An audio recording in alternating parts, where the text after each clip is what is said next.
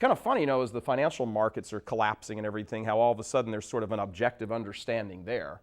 Everybody understands when their bank accounts and their 401ks come back and they say zero. Everybody gets the objective truth of that. But when it comes to morality, people don't get it. But just because something is considered irrelevant by one or all people doesn't mean it is.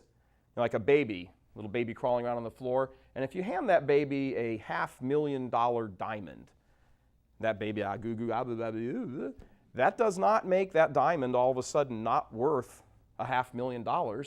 Those who deny the need for salvation history remind me of a fellow that Bishop Sheen was talking to once, the great Archbishop Fulton Sheen was talking to him once, and the fellow walked up to him and said, Bishop, I don't believe in hell.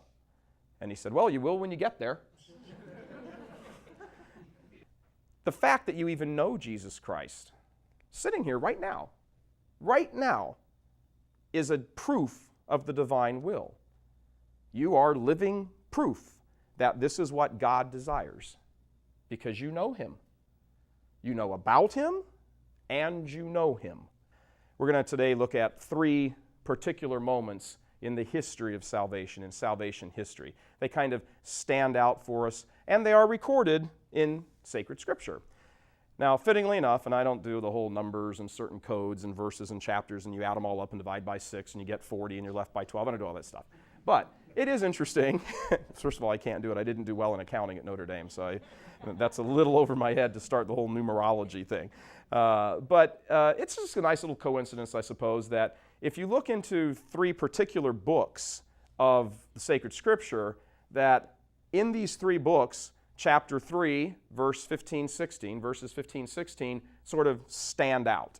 Here, right in the depths of evil, of sin, of the fall from innocence, of the horror of that moment, God reaches down and presents His plan to remake humanity. See, they didn't appeal to the mercy of God. They shrugged it off. Her, not me. What I did wasn't wrong, it's her fault.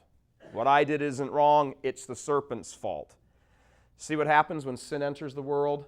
Subjectivity comes in, objective truth goes out.